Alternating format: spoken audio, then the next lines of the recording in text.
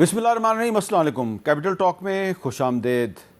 Iran के Israel पर हमले जारी हैं, इसराइल के ईरान पर हमले जारी हैं और ईरान की तरफ से सिर्फ इसराइल पर नहीं बल्कि खलीजी रियासतों पर भी आज हमले किए गए हैं।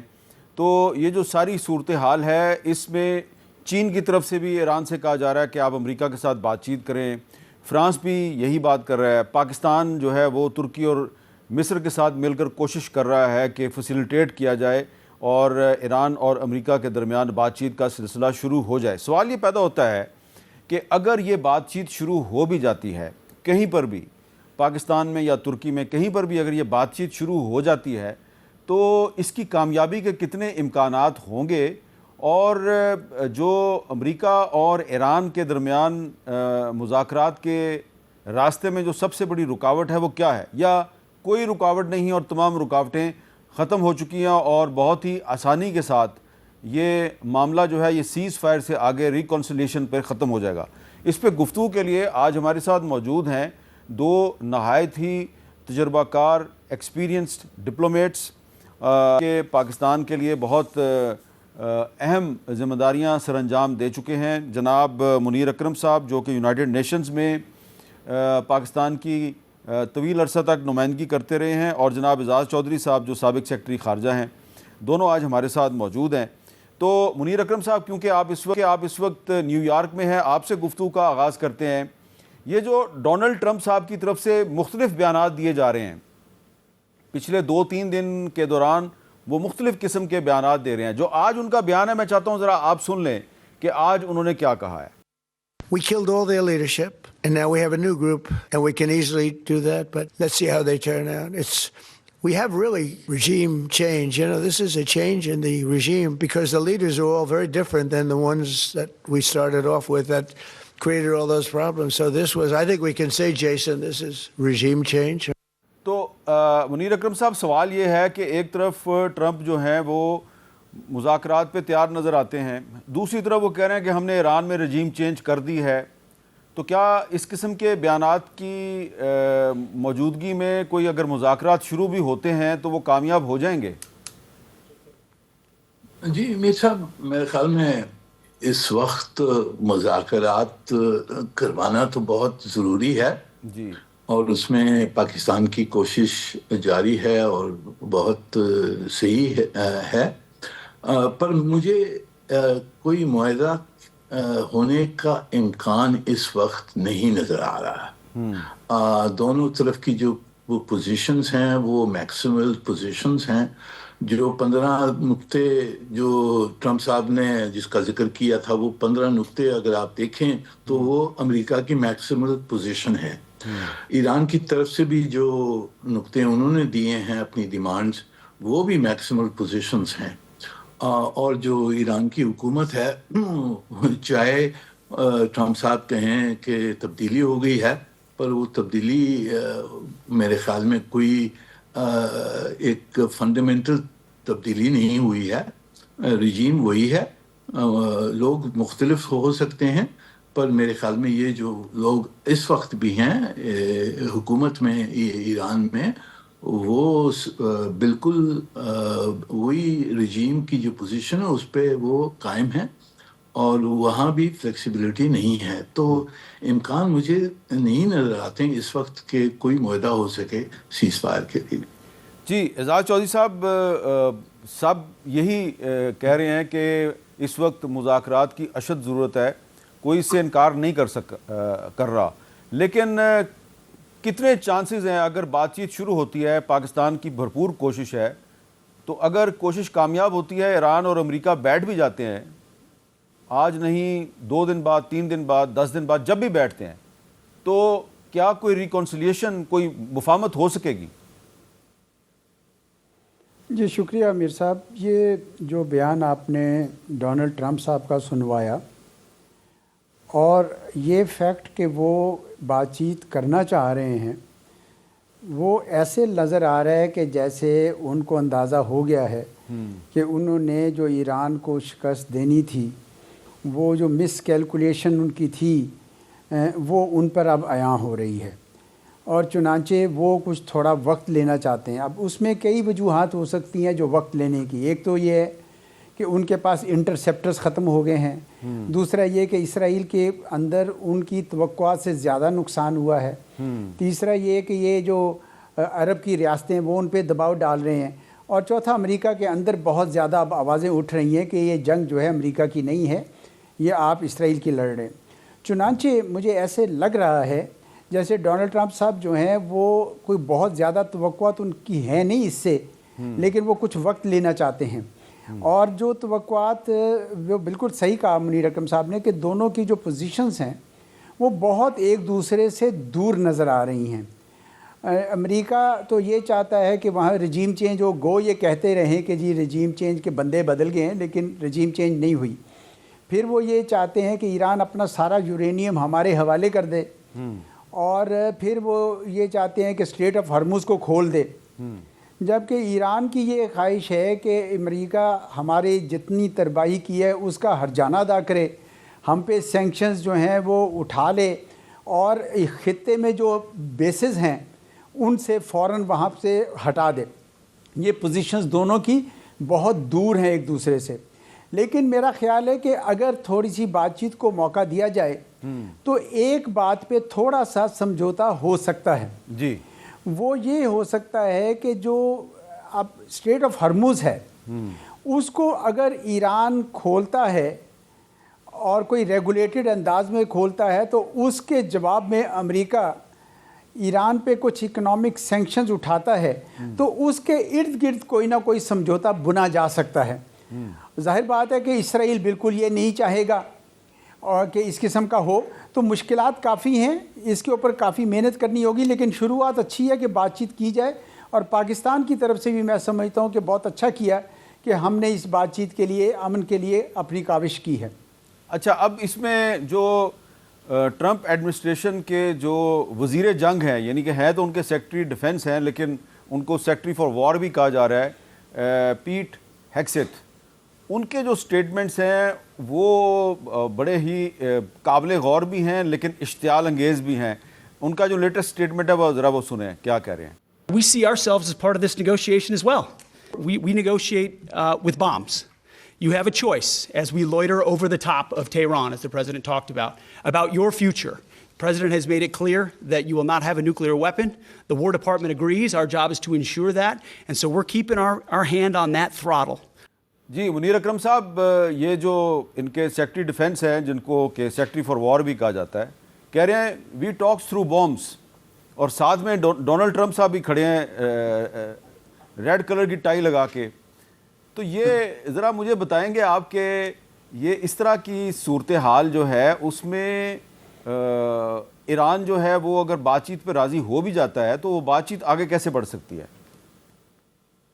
جی, اسی لیے میں نے کہا کہ جی اس وقت مشکل نظر آتا ہے. یہ امریکہ میں جو یہ انہوں نے اسٹیٹمنٹ, یہ ہیگسیت صاحب ہیں, ان کو کوئی زیادہ اہمیت نہیں دی جاتی ہے یہاں.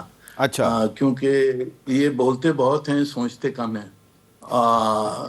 تو اس کا میرے خیال میں کوئی اتنا وزن نہیں ہے.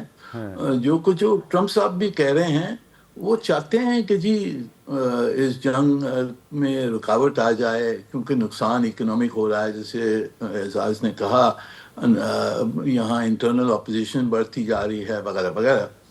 پر اس کے ساتھ بھی یہ جو ان کی سٹیٹمنٹس آتی ہیں ایک دن کہ ہم تیار ہیں مذاکرات کے لیے اور ہم نے حاصل کر لیا جو کچھ, اور پھر دوسرے دن وہ کہتے ہیں کہ نہیں ہم ایسکلیٹ کریں گے, ہم زیادہ مار سکتے ہیں ان کو.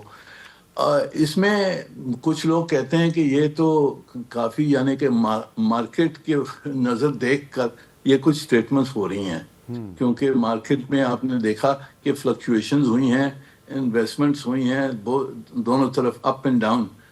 تو اس میں کوئی لوگوں کو فائدہ ہوا ہے اس مارکیٹ مینیپولیشن اور والیٹیلٹی سے, لوگوں کو کچھ فائدہ ہوا ہے. تو یہ بھی ایک نقطہ ہے جو لوگ کہہ رہے ہیں کہ یہ کانٹرڈکٹری اسٹیٹمنٹس آ رہی ہیں. اب میرے خیال میں مشکل سب میں بڑی یہ ہے کہ امریکہ کے پاس کوئی دکھانے کے لیے کچھ ہے نہیں کہ ہم نے جنگ کیوں روکی, ہم نے کیا حاصل کیا اس جنگ سے, جو اور پھر کیوں روکا اس کو. اب وہ کہنا کہ ہم نے رجیم چینج کر لی ہے, وہ بھی کھوکھلی ایک پوزیشن ہے. دوسری طرف ایران سے کوئی کنسیشن نیوکلیئر وغیرہ پہ وہ میرے خیال میں ایرانی اس وقت کوئی کمٹمنٹ دینے کے لیے تیار نہیں ہے. منیر اکرم صاحب, انہوں نے پریس ٹی وی ایران جو ہے اس نے ایرانی گورنمنٹ کے بہاف پہ یہ کہا ہے کہ یہ جو جتنی بھی تجاویز آئی ہیں ہمارے پاس امریکہ کی طرف سے ہم سب کو مسترد کرتے ہیں. تو ابھی تک تو ان کا موقف یہ, اس سے پہلے جو باقر کالیباف صاحب ہیں ان کے سپیکر ہیں وہ بھی یہ کہہ چکے ہیں جی ہمارے ایران کے ساتھ کوئی مذاکرات نہیں ہو رہے. ایران کے جو پاکستان میں امبیسڈر ہیں وہ بھی یہ کہہ رہے ہیں نو انڈائریکٹ اور ڈائریکٹ ٹاکس, لیکن اس کے باوجود یہ کنفرم کر رہے ہیں وہ کہ ہم تک کچھ تجاویز پہنچ رہی ہیں جن کو انہوں نے مسترد کر دیا ہے. کیا یہ پاسبل ہے کہ جن تجاویز کو ایران نے مسترد کر دیا ان میں کوئی ترمیم و اضافہ کر کے دوبارہ کوئی کوشش کی جائے؟ یہ کوشش تو جاری رہنی چاہیے. ہماری طرف سے تو ہماری تو بہت نیشنل انٹرسٹ میں ہے کہ پہلی چیز تو جو خلیج کے ممالک ہیں اسپیشلی سعودی عربیہ اس جنگ میں نہ آئے دوسری طرف کے تحت. یہ بہت امپورٹنٹ ہمارے لیے آبجیکٹیو ہے. اور دوسری چیز ہم نے دیکھنا ہے کہ اگر یہ میکسیمل پوزیشنز ہیں تو اس میں کیا چیز ہے جو منیملی ایکسیپٹ ہو سکتی ہے جس کے تحت سیز فائر ہو سکے. کمپلیٹ اگریمنٹ شاید نہیں ہو سکے گا اس وقت, پر اگر سیز فائر کی کیا کنڈیشنز دونوں طرف مان سکتے ہیں وہ اس پہ ہم نے ایکسپلور کرنا ہے, اور میرے خیال میں ہماری ڈپلومیسی کو اسی پہ فوکس کرنا چاہیے. اچھا, اب اعزاز صاحب, کرسٹین امان پور جو ہیں وہ سارے ان کو جانتے ہیں, بڑی سینئر صحافی ہیں, CNN کے ساتھ کئی سالوں سے وابستہ ہیں وہ, اور خود آپ کو ان کا بیک گراؤنڈ پتہ ہے, وہ بھی ایرانی ہیں, لیکن وہ ٹرمپ صاحب جو کہ ان کے اپنے ہی ملک کے صدر ہیں وہ ان کے بارے میں کہہ رہی ہیں کہ یہ جھوٹ بول رہا ہے, یہ دھوکہ دے رہا ہے. ذرا سنیں وہ کیا کہہ رہی ہیں.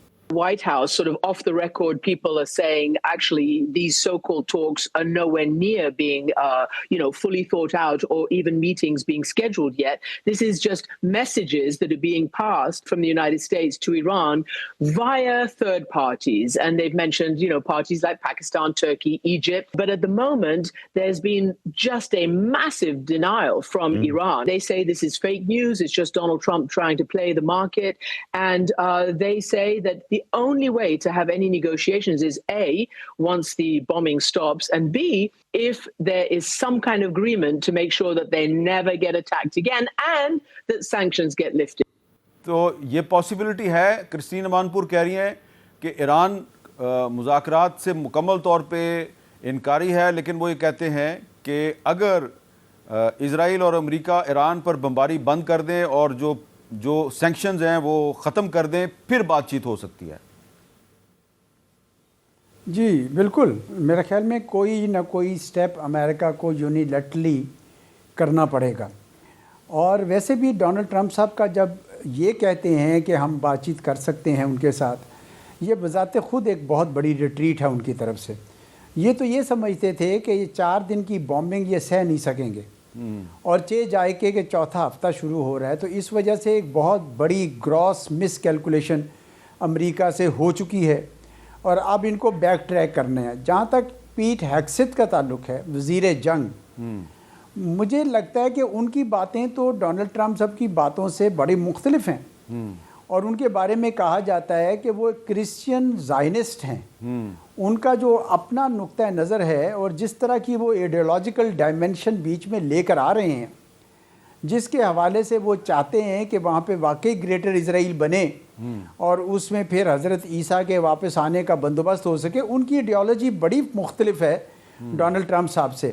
تو میرا خیال ہے کسی نہ کسی وقت ان دونوں کے درمیان بھی بہت بڑا اختلاف ہو جائے گا, کیونکہ جنگ یقیناً امریکہ کی منصوبہ بندی اور ان کے اندازوں کے مطابق نہیں جا رہی. جی اچھا, اب ایک اور اس میں پہلو جو ہے وہ ابھر کے سامنے آ رہا ہے جس پہ ہلکا سا اشارہ جو ہے وہ اعزاز چودھری صاحب کر رہے ہیں. منیر اکرم صاحب, آپ کیونکہ اس وقت نیو یارک میں یقیناً آپ کی نظر سے گزری ہوں گی کچھ سٹوریز جو ہیں واشنگٹن پوسٹ کی اور نیو یارک ٹائمز کی. واشنگٹن پوسٹ جو ہے وہ یہ کہہ رہا ہے جی کہ جو یو ایس آرمی کے پیرا ٹروپرز ہیں ordered to Middle East as U S جو ہے وہ weighs next move in Iran conflict. اور ایک اور خبر کے مطابق وہ کہہ رہے ہیں the Pentagon has ordered army paratroopers to deploy to the Middle East. اور یہ جو سٹوریز ہیں ان میں یہ بھی کہا جا رہا ہے کہ یہ تقریباً 4,500 ٹروپس ہیں جن کو کہ مڈل ایسٹ میں بھیجا جا رہا ہے, اور اس میں 31st marine unit based in Okinawa Japan جو ہے اس کو موو کر دیا گیا ہے. اس کے علاوہ ایک میرین کور ہے اس کے 2200 کمانڈوز بھیجے جا رہے ہیں اور انفینٹری بٹالین کے 800. اور نیو یارک ٹائمز جو ہے وہ بھی اسی طرح کی باتیں کر رہا ہے, around 2000 U S paratroopers to be sent to the Middle East. A P بھی یہ ایسی بات کر رہا ہے. تو منیر اکرم صاحب, ایک طرف مذاکرات کی بات ہو رہی ہے, چلیں اب تو ایران نے تجاویز مسترد کر دی ہیں, کیا اس وجہ سے مسترد کی ہیں کہ کالیباف صاحب جو ہیں انہوں نے یہ کہا کہ ہم مڈل ایسٹ میں جو امریکنز کی موومنٹ ہے ہماری اس پہ نظر ہے, اور ان کو یہ لگ رہا ہے کہ دراصل ٹائم بائی کیا جا رہا ہے اور امریکہ مزید فوج کو ڈپلوائے کر رہا ہے مڈل ایسٹ میں, کیا اس وجہ سے ایران نے تمام تجاویز مسترد کی ہیں؟ جی میرے خیال میں یہ سب میں اہم ریزن نہیں ہے. اس کی آبویسلی جو ایرانیوں نے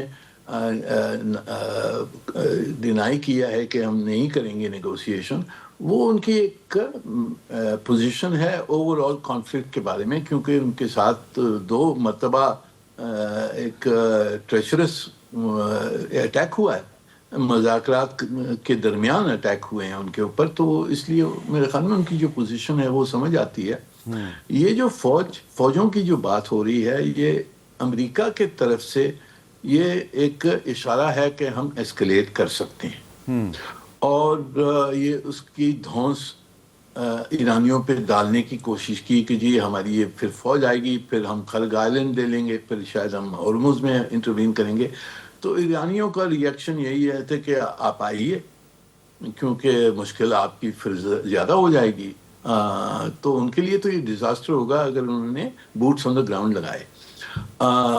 پر یہ اس کو دھمکی کے طور پر استعمال امریکہ کر رہا ہے, اور ایران نے بھی یہ دیکھا ہے, اور وہ ان کی میرے خیال میں اسیسمنٹ ہے کہ اگر انٹروین انہوں نے کیا اور بوٹس آن دا گراؤنڈ لے آئے تو ہم ان کے اوپر کیجولٹیز بہت زیادہ ہم ڈال سکتے ہیں. تو اس لیے یہ ٹھیک ہوگا. تو یہ دھمکی سے وہ ہٹے نہیں ہیں. یہاں تک کہ فیصلہ کیا ہے, امریکہ ریلی اگر ایئر بون ٹروپس ڈالے گا, مرینز ڈالے گا, خرگ آئلینڈ پہ ڈالے گا, ہرمز کو کیپچر کرنے کی کوشش کرے گا, یہ سب غلطیاں ہو سکتی ہیں. کیونکہ جیسے آپ نے دیکھا ہے ان کی سیکرٹری آف وار جیسے ہیں, اس کی کیا ایویلیویشنز ہیں اور کتنی غلطیاں ابھی تک انہوں نے کی ہیں اس جنگ میں. تو شاید یہ غلطیوں میں پھر اور اضافہ ہو جائے اگر انہوں نے انٹروین کیا. یہ جو ٹروپس کو لے آ رہے ہیں اگر انہوں نے انٹروین کیا, میرے خیال میں بہت برا ہوگا امریکہ کے لیے. اچھا, امریکن میڈیا پہ ایک CIA کے سابق آفیشل ہیں مارک پولی میروپالس, یہ بہت زیادہ ایکٹیو نظر آ رہے ہیں, مختلف ٹی وی چینلز پہ بات چیت کر رہے ہیں. یہ کیا کہہ رہے ہیں اس بارے میں, ذرا سنیے. There's some very good open source intelligence sites that we've seen a flow of the special operations commands, kind of lead elements, Army's Delta Force, SEAL Team 6, the Task Force 160, that's U.S. Special Operations Aviation, 75th Ranger Regiment. They also have been going to the Middle East on C-17s, multiple flights over the last 48 hours. So we're seeing the deployment of what are ground forces. And in particular, we also have to remember that the Marine Expeditionary Unit, the one coming from the Pacific, that will be on station by Friday. There are forces, there are ground forces flowing to the region. جی اعزاز چودھری صاحب, یعنی کہ American media خود بتا رہا ہے کہ پچھلے 48 گھنٹے میں بہت بڑی تعداد میں امریکن فوج جو ہے اس کو ڈپلوائے کیا جا رہا ہے, مڈل ایسٹ بھیجا جا رہا ہے. تو آپ کیا سمجھتے ہیں کہ مذاکرات کی بات تو ہو رہی ہے جس کو کہ ایران نے مسترد کر دیا ہے, لیکن کوشش جاری رہنی چاہیے، لیکن کوشش اسی صورت میں تھوڑی سی فروٹفل ہو سکتی ہے کہ اگر امریکہ جو ہے مزید فوجی نہ بھیجے. دیکھیں، آپ کو یاد ہوگا کہ جنگ سے پہلے بار بار خبریں آتی تھیں کہ ہمارا ابراہم لنکن کا بیڑا بحر ہند میں آ گیا ہے، ہمارا ہیریسن فورڈ کا جیٹ وہ بھی چل پڑا ہے. تو یہ سارے حوصلہ توڑنے کے لیے ہوتے ہیں. بعد میں تو پتہ چلا کہ وہ تو سٹنگ ڈکس نکل آئے وہ سارے کے سارے. اب اگر یہ اس طرح کا بلڈ اپ کر رہے ہیں کہ شاید ایران کا حوصلہ ٹوٹ جائے، تو میرے خیال میں ایران کے وزیر خارجہ کا وہ انٹرویو دیکھ لینا چاہیے جس میں انہوں نے یہ کہا تھا کہ ہم انتظار کر رہے ہیں، وی آر ویٹنگ، یہ انہوں نے کہا تھا. کیونکہ میرا بھی یہ خیال ہے کہ دو طریقے سے یہ آ سکتے ہیں. ایک تو یہ ہے کہ یہ خرج آئی لینڈ میں آ جائیں جو اسٹریٹ آف ہرمز سے تھوڑا دور ہے، لیکن اس امید کے ساتھ کہ وہاں پہ ایران کی جو ایکسپورٹ کرنے کی کیپیسٹی ختم کریں تاکہ ان کو کنگلا کیا جا سکتا ہے. دوسرا طریقہ یہ ہے کہ یہ چاہ بہار پہ آ جائیں اور وہاں پہ آ کے یہ اسٹریٹ آف ہرمز کو کنٹرول کرنے کے لیے کوشش کریں. دونوں صورتوں میں جب امریکہ کے باڈی بیگز جانے شروع ہوئے واپس، تو آلریڈی امریکہ کے اندر جو سینٹیمنٹ بنا ہوا ہے ڈونلڈ ٹرمپ کے خلاف اور اس جنگ کے خلاف، وہ ایک دم سے بھڑک اٹھے گا.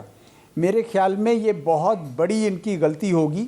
اگر یہ انہوں نے اس قسم کی کام کیا تو ان کو بہت زیادہ نقصان اٹھانا پڑے گا. یہ اسی طرح کی مس کیلکولیشن ہے جو انہوں نے پہلے کی تھی کہ 4 دن میں رجیم گر جائے گی.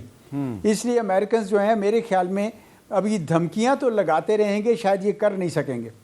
اچھا، کر نہیں سکیں گے. تو اس پر ایک اور جو بڑا امپورٹنٹ سوال پیدا ہوتا ہے وہ یہ ہے کہ اگر ایران کی طرف سے گلف کنٹریز پر اٹیکس کا سلسلہ جاری رہتا ہے، جیسا کہ آج کی اطلاعات یہ ہیں کہ ایران نے آج بھی کویت پہ، بحرین پہ اور سعودی عرب پہ کچھ میزائل مارے ہیں، یہ امریکی میڈیا کا دعویٰ ہے. تو یہ ایسی صورت میں کیا ایران کے لیے مشکلات پیدا نہیں ہوں گی؟ اس سلسلے میں مزید ہم بات کرتے ہیں ایک چھوٹے سے بریک کے بعد.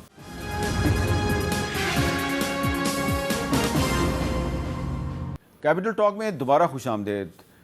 جیسا کہ ہم وقفے سے پہلے بھی بات کر رہے تھے کہ ایران کی طرف سے جو مذاکرات کے لیے امریکہ کی تجاویز ہیں ان کو مسترد کر دیا گیا ہے، لیکن اس کے باوجود کوششیں جاری ہیں کہ کسی نہ کسی طریقے سے ایران اور امریکہ کو مذاکرات کی ٹیبل پہ لایا جائے. لیکن اب ایک سوال یہ پیدا ہوتا ہے کہ اگر ایک طرف امریکہ اور اسرائیل کی طرف سے ایران پر بمباری بند نہیں کی جا رہی جو کہ ان کو بند کرنی چاہیے، تو دوسری طرف ایران کی طرف سے اسرائیل کے ساتھ ساتھ جو گلف کنٹریز ہیں ان پر بھی میزائل داغنے کا سلسلہ جاری ہے. تو منیر اکرم صاحب، آپ یہ نہیں سمجھتے کہ اس وقت مسلم ورلڈ میں جو پبلک اوپینین ہے وہ کافی ایران کی سپورٹ میں ہے، لیکن اگر اس وقت ایران نے کم از کم سعودی عرب پر اٹیکس بند نہ کیے تو یہ جو اس کی حمایت ہے، پبلک سپورٹ ہے، اس میں کمی واقع ہو سکتی ہے؟ جی ضرور. میرے خیال میں یہ ایک بڑا مسئلہ ہے اور یہ ہمارے لیے سب میں بڑا مسئلہ ہے کہ ایران کے اگر حملے خلیج کے ممالکوں پر جاری رہتے ہیں، نہ صرف یہ امریکن اڈوں پر جو ان کی جو نیشنل فیسلٹیز ہیں، انرجی فیسلٹیز ہیں، آئل فیسلٹیز، اگر ان پہ حملے ہوتے ہیں تو یہ میرے خیال میں پورے خطے کے لیے صحیح نہیں ہوگا. اور اس سے امریکہ اور اسرائیل کو ایک کور ملے گا کہ یہ جنگ جاری رکھنے کے لیے. تو میرے خیال میں پاکستان کی تو کوشش یہی رہی ہے کہ خلیج کے جو ممالک ہیں وہ اس جنگ میں نہ پڑیں. پر یہ مشکل ہوتا جا رہا ہے جب تک کہ یہ ایرانی اگر میسائلز وغیرہ ان کی سویلین فیسلٹیز کو، آئل فیسلٹیز کو اگر وہاں ڈیمیج ہوتا ہے تو پھر یہ ہماری کوششیں مشکل ہوتی جائیں گی. تو اس پہ ہماری کوشش تو یہی رہی ہے ایران سے کہ جو آپ یہ اس قسم کے حملے نہ کریں. اڈوں تک تو ٹھیک ہے پر اس قسم کے سویلین فیسلٹیز پہ نہ کریں. ایرانیوں کا جو آبجیکٹو ہے وہ جتنا بھی نقصان گلوبل آئل اکانومی کو پہنچے تو وہ ان کی کوشش یہی ہے کہ آئل اکانومی جتنی ہے گلف کی اس کو برباد کیا جائے، اس سے اکنامک پین امریکہ کو زیادہ ہوگا اور پھر یہ روکے گا یہ جنگ کو. پر یہ کیلکولیشن صحیح رہتی ہے یا نہیں رہتی ہے وہ دیکھنے کی بات ہے. ہماری کوشش تو یہی ہونی چاہیے کہ جی خلیج کے ممالک اس جنگ میں نہ پڑ جائیں. اچھا اعزاز چوہدری صاحب، پاکستان نے کوشش کی کہ سعودی عرب اور ایران جو ہیں وہ ایک دوسرے کے آمنے سامنے نہ آئیں، کیونکہ اس کا الٹیمیٹلی تو فائدہ جو ہے وہ اسرائیل کو ہے، اور اسرائیل چاہتا ہے کہ مسلم کنٹریز آپس میں لڑیں، لیکن کوشش ابھی تک کامیاب نہیں ہوئی. آپ کے خیال میں یہ کوشش جاری رہنی چاہیے، اور اگر کامیابی نہیں ہوتی تو کیا ایسی صورت میں پھر ایران کے لیے مسائل نہیں پیدا ہوں گے؟ جی کسی حد تک ہوں گے. میں ابھی ایک دوست میرے آئے تھے یو اے ای سے، ابھی آئے ہیں جی، بڑے عرصے سے وہاں رہ رہے ہیں، تو اب سیولین ایریاز میں ان کو بالکل کوئی پتہ نہیں چل رہا جنگ کا. اچھا. اور وہ کہہ رہے ہیں کہ ابھی تک جنگ جو ہے وہ ملٹری انسٹالیشنز پہ ہے، اور ہمیں کبھی کبھار جنگ کی اس کی آواز آتی ہے، اور جہاں کہیں ڈبری یا کوئی گرے تو فوراً اس کی صفائی کر دی جاتی ہے. مکمل انفارمیشن بلیک آؤٹ ہے. جی. لیکن یہ آپ نے جو فرمایا کہ یہ کیا خلیجی ریاستیں جنگ میں شامل ہو سکتی ہیں، میں سمجھتا ہوں کہ یہ بالکل شامل نہیں ہوں گی. اچھا. اچھا کیا انہوں نے ابھی تک ریسٹرینٹ دکھائی ہے. جس دن یہ شامل ہوئیں اس دن ان کے سیولین ایریاز بھی اس بمباری میں آ جائیں گے، اور جو رہا سہا ان کی رہی سہی ساکھ ہے ان کی وہ ختم ہو جائے گی ساری. جہاں تک سعودی عربیہ کا تعلق، دیکھیں یو اے ای کے بارے میں تو وہ کہتے ہیں کہ انہوں نے تو اسرائیل کے ساتھ اتنا زیادہ گٹھ جوڑ کر لیا ہوا تھا پچھلے کئی سالوں سے، اور بحرین میں بھی کافی زیادہ انہوں نے بھی اپنے تعلقات گاڑے کر لیے تھے، لیکن سعودی عرب نے تو ایسا کوئی کام نہیں کیا. اس لیے میرے خیال میں پاکستان کی یہ ایڈوائس ٹھیک ہے ایران کو کہ آپ سعودی عرب تک حملہ نہ کریں. جی. کیونکہ اگر خلیجی ریاستیں اور سعودی عرب شامل ہو جائے تو جنگ کا دائرہ اتنا زیادہ پھیل جائے گا کہ ایران کے لیے بھی شاید اس کو سنبھالنا مشکل ہو. نہیں، یہ میں آپ سے سوال اس لیے کر رہا ہوں کہ پاکستان کا ایک دفاعی تعاون کا معاہدہ ہے سعودی عرب کے ساتھ، اور ظاہری بات ہے کہ اگر اب ہمارا دفاعی تعاون کا معاہدہ ہے تو ابھی تک تو پاکستان نے کوشش کی ہے کہ مذاکرات کے ذریعے مسئلہ حل ہو جائے. تو اگر ایران کی طرف سے سعودی عرب پر میزائل مارنے کا سلسلہ بند نہیں ہوتا، ڈرونز بھیجنے کا سلسلہ بند نہیں ہوتا، تو آپ نہیں سمجھتے کہ ایسی صورت میں پھر پاکستان جو ہے اس کے لیے بڑی مشکل چوائس ہوگی؟ اس نے ایران اور سعودی عرب میں سے کسی ایک کا انتخاب کرنا ہے. ایران کے ساتھ تو پاکستان کا کوئی ڈیفنس کوآپریشن کا معاہدہ نہیں ہے. سعودی عرب کے لیے سب سے بہتر جو خدمت ہم کریں گے جی اس ایگریمنٹ کے حوالے سے، اسٹریٹجک میوچول ڈیفنس ایگریمنٹ، جی، وہ یہ ہوگی کہ ایران کو کنونس کریں کہ سعودی عرب پہ حملہ نہ کریں. بالکل ٹھیک ہے. چے جائے کہ ہم اپنے جا کے ٹروپس وہاں پہ کھڑے کر دیں اور آگ کے شعلے اور بھڑکنے لگیں. میرا خیال ہے سعودی بھی یہ نہیں چاہیں گے. اور پاکستان ان کی جو جنگ ہے، یہ دیکھیں اس ایگریمنٹ یہ ڈیفینسو ایگریمنٹ ہے.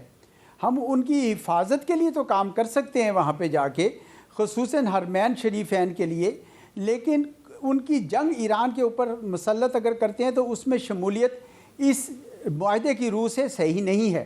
تو چنانچہ پاکستان نے درست روش لی ہے کہ اس کو امن کی طرف لے کے جایا جائے رادر دین کہ جنگ کے شعلے اور بھڑکائے جائیں. تو اس وقت پاکستان کو صرف یہ کوشش نہیں کرنی چاہیے کہ امریکہ اور ایران کے درمیان معاملات جو ہیں وہ بات چیت کے ذریعے حل ہوں، بلکہ کوشش کرنی چاہیے کہ ایران اور سعودی عرب کے درمیان بھی غلط فہمی دور ہو، اور اس میں بھی ترکی اور ایجپٹ کو رول پلے کرنا چاہیے. جی بالکل.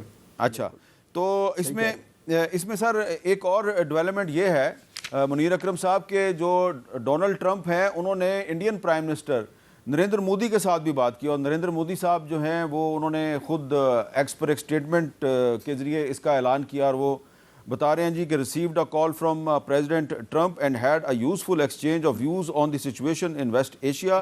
India supports de-escalation and restoration of peace at the earliest, ensuring that the Strait of Hormuz remains open, secure and accessible is essential for the whole world. We agreed to stay in touch regarding efforts towards peace and stability. تو یہ Donald Trump صاحب جو ہیں وہ ان کو اس وقت مودی صاحب کے ساتھ بات چیت کرنا اتنا ضروری کیوں محسوس ہوا؟ وہ کیا رول پلے کر سکتے ہیں؟ ان کی کیا اسٹریٹجک امپورٹنس ہے؟ جی میرے خیال میں یہ جو کال ہے یہ ہندوستانیوں نے انسٹیگیٹ کیا ہوگا. انہوں نے میسج بھیجے ہوں گے کہ جی ہم سے بھی بات کریں, ہمیں باہر نہ رکھیں, کیونکہ جب انہوں نے دیکھا کہ پاکستان آ گیا ہے, پاکستان کا اس میں کوئی رول ہے وہ کوئی, تو ہندوستان میں تو جلن آ جاتی ہے نا, بالکل جیسے پاکستان کا نام ہوتا ہے. تو اس وجہ سے میرے خیال میں انہوں نے یہ کال انسٹیگیٹ کروایا ہوگا, اور ٹرمپ صاحب نے کہا ہوگا ٹھیک ہے میں بات کر لیتا ہوں ہندوستان سے. ہندوستان ان کا اسٹریٹجک پارٹنر ہے اور اسرائیل کا بڑا دوست ہے, تو ان سے یعنی بات کرنا اپنی جگہ سمجھ آتی ہے, کیوں ان سے بات کر لیں. پر وہ یعنی کہ وہ جو بات چیت جو بھی ہوگی وہ میرے خیال میں کوئی پیسفل سلوشن کی طرف بات چیت نہیں ہے. ہندوستان تو بالکل ابھی الائیڈ ہے اسرائیل کے ساتھ اور امریکہ کے ساتھ.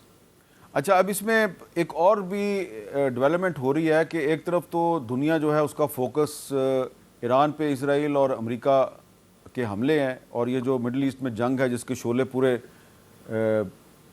گلف میں پھیل چکے ہیں. دوسری طرف بھارت کی جو عدالتیں ہیں وہ جو کشمیری خواتین ہیں اور جو کشمیری رہنما بھارت کی جیلوں میں بند ہیں ان کو لمبی لمبی سزائیں دے رہے ہیں. تو بھارت نے آسیہ اندرابی صاحبہ اور ان کے سمیت 2 دیگر خواتین کو 30 سال قید کی سزا سنا دی ہے. اور نئی دلی کی جو اسپیشل کورٹ ہے اس نے دختران ملت کی سربراہ آسیہ اندرابی کو عمر قید, جبکہ ان کی 2 ساتھیوں فہمیدہ صوفی اور ناہیدہ نسرین کو 30 سال قید کی سزا دی ہے. اور آسیہ اندرابی 2018 میں ان کو نیشنل انٹیلیجنس ایجنسی نے گرفتار کیا تھا. آسیہ اندرابی 8 سال سے تہاڑ جیل میں ہیں, جبکہ مجموعی طور پہ 15 سال سے مختلف جیلوں میں ہیں. اور فہمیدہ صوفی اور ناہیدہ نسرین بھی 9 سال سے دلی کی تہاڑ جیل میں ہیں. اور یہ بھی میں آپ کو بتا دوں کہ آسیہ اندرابی کے جو ہسبینڈ ہیں ڈاکٹر قاسم فختو, وہ پچھلے 35 سال سے انڈیا کی مختلف جیلوں میں ہیں. تو یہ جو معاملہ ہے یہ نظر انداز ہو رہا ہے, اور اس پہ پاکستان کو کیا رول پلے کرنا چاہیے, کیونکہ نیلسن منڈیلا جو ہیں وہ 27-28 سال سزا کاٹ کر تو نوبل پیس پرائز کے مستحق ٹھہرائے گئے تھے. یہاں پہ 35 سال سے کشمیری رہنما جو ہیں وہ انڈیا کی جیلوں میں ہیں, اور دنیا میں کسی کو نہیں پتا کہ یہ 35 سال سے جیلوں میں ہیں. اس پہ بات کرتے ہیں ایک وقفے کے بعد.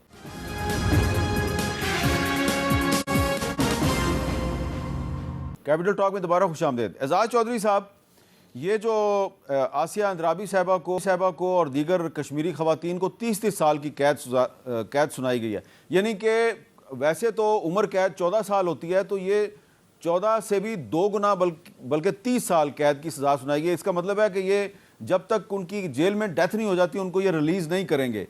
تو یہ بہت ہی ایک غیر انسانی قسم کا ایک عدالتی فیصلہ ہے. اس پہ پاکستان جو ہے وہ کیا کر سکتا ہے؟ کیا صرف ایک مذمتی بیان کافی ہے یا کوئی اس پہ کوئی ڈپلومیٹک ایفرٹ بھی ہو سکتی ہے؟ دیکھ, پاکستان مذمتی بیان کے علاوہ میرے خیال میں جو بین الاقوامی فورم ہیں ان پر آواز تو اٹھا رہا ہے, چاہے وہ جنیوا میں ہیومن رائٹس کونسل ہو یا یونائٹڈ نیشنز میں 3rd کمیٹی ہے جنرل اسمبلی کی, یا برسلز میں بہت سارے حوالوں سے یہ بات اٹھائی جاتی ہے, یورپین پارلیمنٹ میں بھی. لیکن آپ نے یہ بھی دیکھا ہے کہ دنیا ایک ایسے موڑ سے گزر رہی ہے جس میں بین الاقوامی قانون یا کوئی اس قسم کے جو معاملات ہیں اس کے اوپر کوئی لوگ سنوائی نہیں کرتے. اور ساتھ ہی ساتھ اس وقت جنگ کا اتنا شور ہے ایران کا کہ ادھر سے توجہ ہٹ گئی ہے. لیکن پاکستان کو اور بھی طریقے ہیں, صرف سفارتی طریقے نہیں ہوتے. آپ یہ دیکھیں کہ انڈیا نے بہت سارے معاملات میں فلمیں بنا دی ہیں, ڈاکومنٹریز بنا دی ہیں, سوشل میڈیا پہ ایکٹیویٹ کیا ہوا ہے. ہمارا بھی کردار ہے کچھ اس کے اوپر, ہم بھی بیٹھ کے اس میں کوئی نہ کوئی اس قسم کا, تاکہ جو پیغام ہے وہ دنیا میں سب جگہ پھیلے. صرف سفارتی طور پر مذمت تو کافی نہیں ہے. تو میرا خیال ہے کہ یہ جنگ جو ہے یہ صرف اور صرف سفارتی سطح پر اب نہیں لڑی جا سکتی, اس کے لیے سارے آپ کا اپنا جو میڈیا ہے اس کو بھی کردار ادا کرنا ہے. اچھی بات ہے آپ نے یہ آواز اٹھائی ہے, لیکن ڈاکومنٹریز اور فلمز بنانی پڑے گی. آپ کو یاد ہوگا پچھلے 10 سال میں انڈیا نے پاکستان کے خلاف کتنی زیادہ فلمیں بنائی ہیں, کیونکہ وہ دنیا میں ایک پیغام دینا چاہتے ہیں. حالانکہ پاکستان کی طرف سے کوئی دہشت گردی نہیں ہو رہی, پھر بھی ہمارے متعلق انہوں نے ایک امیج کریٹ کیا ہوا ہے. تو بالکل ہمیں آواز اٹھانی چاہیے. اگر آپ اجازت دیں تو میں وہ پہلے جو منیر اکرم صاحب سے آپ نے پوچھا تھا نا انڈیا کے حوالے سے, میں سمجھتا ہوں کہ انڈیا کو اس وقت خاصی ایمبیرسمنٹ ہوئی ہے, کیونکہ بڑے غلط وقت پہ مودی صاحب اسرائیل چلے گئے جنگ سے عین 1-2 دن پہلے, اور اپنے سارے کے سارے انڈے اس باسکٹ میں ڈال دیے کہ مجھے امریکہ کی خوشنودی کے لیے اسرائیل کا راستہ لینا ہے. تو چنانچہ پہلی بار ایسا ہوا ہے کہ ایران کے اندر اب انڈیا کی وہ قدر و منزلت نہیں ہے جو ایک زمانے تک رہی تھی. آج پہلی بار ہے کہ ایران پاکستان کی اصل طور پر عزت کرتا ہے. اس کو پتہ چل گیا ہے کہ یہ ہمارا سب سے زیادہ مخلص دوست تھا. تو میرے خیال میں امریکہ کے اندر بھی آوازیں اٹھ رہی ہیں کہ جناب یہ مودی صاحب نے کس قسم کی خارجہ پالیسی چلائی ہے کہ ان کو اتنے بڑے ملک کو وہاں کوئی پوچھتا ہی نہیں ہے, جہاں پہ پاکستان کو بڑی یعنی ایک خاص کردار ادا کیا جا رہا ہے. جی منیر اکرم صاحب, آپ نے ایک طویل عرصہ یونائٹڈ نیشنز میں سفارتکاری کی ہے, تو یہ جب ہیومن رائٹس وائلیشنز کی بات آتی ہے, گو کہ یہ آپ بھی اتفاق کریں گے اعزاز چودھری صاحب سے کہ اب انٹرنیشنل لاء کی وہ اہمیت نہیں رہی جو پہلے تھی, لیکن جب خواتین جو ہیں یعنی کہ 62-63 سال عمر ہے آسیہ اندرابی صاحبہ کی, ان کو 30 سال قید کی سزا دی گئی ہے, تو اس پہ پاکستان جو ہے وہ کیا کر سکتا ہے؟ کیا صرف مذمتی بیانات جاری کرنا کافی ہے؟ آپ اگر آپ کو کہا جائے کہ کچھ کریں تو آپ کیا کریں گے؟ جی میر صاحب, اس میں ہم بہت کچھ کر سکتے ہیں. جی دیکھیے, کشمیر کا جو مسئلہ ہے اس میں ہم نے اس کو ایک ہماری نیشنل پرائیورٹی بنانی ہے. جی کہنا تو آسان ہے اگر ہم نے تقریریں کرنا, پر ہم نے دکھانا ہے دنیا کو کہ یہ ہمارا پرائیورٹی نیشنل آبجیکٹو ہے. جی اور اس کی اہمیت اندرونی بھی ہونی چاہیے, ہماری پولیٹیکل لیول کے اوپر اس کی اہمیت مانی جانی چاہیے. اس پہ جو کچھ بھی ہم کر سکتے ہیں نیشنل لیول کے اوپر, جو کچھ بیانات ہوں, پوزیشنز ہوں, کشمیریوں کی حمایت کس طرح سے ہم کر سکتے ہیں, جو کشمیری آزاد کشمیری طرف ہے ان کو ہم ساتھ کیسے رکھ سکتے ہیں, یہ سب چیزیں ایک پوری نیشنل ایکشن پلان ہونا چاہیے کشمیر کے لیے.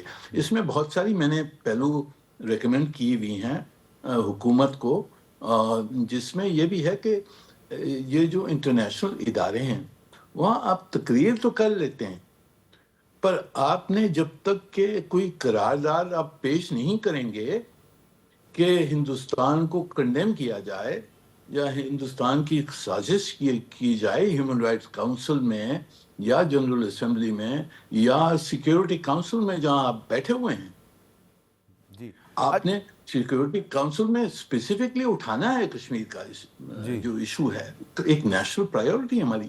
تو جب تک ہم خود نہیں دکھا سکتے ہیں کہ یہ ہماری فرسٹ نیشنل پرائیورٹی ہے تو پھر دنیا کیسے مانے گی؟ اچھا اعزاز چودھری صاحب, تھوڑا سا ایک سوال تھوڑا سا تلخ ہے, لیکن میں چاہ رہا ہوں کہ آج موقع کی مناسبت سے سوال کر ڈالوں آپ سے. میں نے ڈاکٹر قاسم فختو کا ذکر کیا ہے, انہوں نے جیل میں بیٹھ کر پی ایچ ڈی کیا ہے اسلامک سٹڈیز میں, جیل میں بیٹھ کے کتابیں لکھ دی ہیں اور 1992 سے جیل میں ہیں, یعنی کہ 34-35 سال ہو گئے ہیں ان کو. ہم بار بار ان کا نام لیتے ہیں, بار بار کہتے ہیں جناب کہ ان کا نام آپ کے یونائٹڈ نیشنز میں یا جنیوا میں جو ہیومن رائٹس کونسل ہے وہاں پہ ان کا نام اٹھائیں, کوئی نام نہیں لیا تھا. میں آپ کو بتا رہا ہوں, میں نے پرسنلی اسحاق ڈار صاحب کو سیکرٹری جو فارن افیئرز ہیں ان کی موجودگی میں بتایا کہ, اور ان کو پہلے بتایا تھا کہ یہ سزائیں ہونے والی ہیں, آپ ان کے نام لیں. کوئی ڈاکٹر قاسم فختو کا نام نہیں لیتا. آپ نہیں سمجھتے کہ اگر بتایا جائے دنیا کو بھائی یہ 35 سال سے بندہ جیل میں ہے تو کچھ نہ کچھ تو کسی پہ اثر ہوگا؟ کیا منیر اکرم صاحب جو یہ کہہ رہے ہیں کہ پریورٹی بنانی پڑے گی, تو اس کا مطلب ہے کہ صرف زبانی کلامی حد تک کشمیر ہماری پریورٹی ہے, ایکشن میں نظر نہیں آتا؟ دیکھیں میر صاحب, آپ کو اپنا جو پیغام ہے وہ دنیا میں کیچی کرنا پڑے گا. جی. تو خالی مذمت کر دینے سے یا ایک قرارداد کی کوشش کر دینے سے وہ لوگوں کی ہمدردی تو اس پہ نہیں آئے گی. جی. یہاں پہ تو اب اتنا آسان ہو گیا ہے اے آئی کی مدد سے، آپ کئی قسم کی ڈاکومنٹریز اس پہ بنا سکتے ہیں. آپ جب تک وہ پیغام نہیں لے کے جاتے ہیں other than the regular diplomatic parleys, میں سمجھتا ہوں کہ ڈپلومیٹک پارلیز کی اہمیت اب اتنی زیادہ نہیں ہے. فارمیلٹی ہے، کریں ضرور، لیکن آپ کو دوسرے انوویٹو طریقے سے یہ سٹوری بتانی چاہیے. جب یہ سٹوری لوگوں کو پتہ چلے گی تو انڈائریکٹلی یہ بھی پتہ چلے گا کہ بھارت نے کشمیریوں پہ جو اپنا غیر قانونی قبضہ جاری رکھا ہے اس کے کس قسم کے انسانی اثرات ہو رہے ہیں. تو یہ ہمیں میرے خیال میں اس پہ اتنی بڑی ہماری منسٹری آف انفارمیشن ہے، ایکسٹرنل پبلسٹی ونگ ہے، وہ کمیشن کر سکتے ہیں ڈاکومنٹریز ان چیزوں پہ بنانے کے لیے، تاکہ یہ پیغام اس طریقے سے پہنچے جو دنیا سننا چاہے گی اور دنیا دیکھنا چاہے گی. جی بہت بہت شکریہ اعزاز چودھری صاحب اور منیر اکرم صاحب دونوں ہمارے ساتھ. اور آخر میں یہی کہوں گا کہ پاکستان کی طرف سے جو کوشش کی جا رہی ہے ایران اور امریکہ کے درمیان مذاکرات کی، بڑی اچھی کوشش ہے. بظاہر ایران نے امریکہ کی تمام تجاویز کو مسترد کر دیا ہے، لیکن ایک اور اگر ایفرٹ ہو اور ایفرٹ جاری رہے اور امریکہ بھی اپنے موقف میں کچھ فلیکسیبلٹی پیدا کرے تو معاملہ آگے بڑھ سکتا ہے. اسی طرح پاکستان کو چاہیے ایران اور سعودی عرب کے درمیان بھی مس انڈرسٹینڈنگز دور کرنے کی کوشش کرے. اور آخر میں یہ بہت میں دل میں تکلیف کے ساتھ، درد کے ساتھ بات کروں گا کہ ہم اگر یونائٹڈ نیشنز میں بات نہیں کر سکتے، اگر ہم یورپ میں EU میں بات نہیں کر سکتے، یہ کشمیری رہنماؤں کو جو سزائیں دی جا رہی ہیں 30 سال قید بامشقت، اور آسیہ اندرابی جو ہیں وہ 60 سال سے زیادہ عمر ہے ان کی، بزرگ خاتون ہیں. کم از کم پاکستان جو ہے وہ OIC کے جو رکن ممالک ہیں وہاں ان کو تو کہہ سکتا ہے کہ بھائی اس کی مذمت کرو اور انڈیا سے کہو کہ یہ جو سزائیں دی جا رہی ہیں ان کو منسوخ کرایا جائے. تو اگر پاکستان چاہے تو بہت کچھ کر سکتا ہے، لیکن اس کے لیے ول کی اور انیشیٹو کی ضرورت ہے. اجازت دیجیے، اللہ حافظ.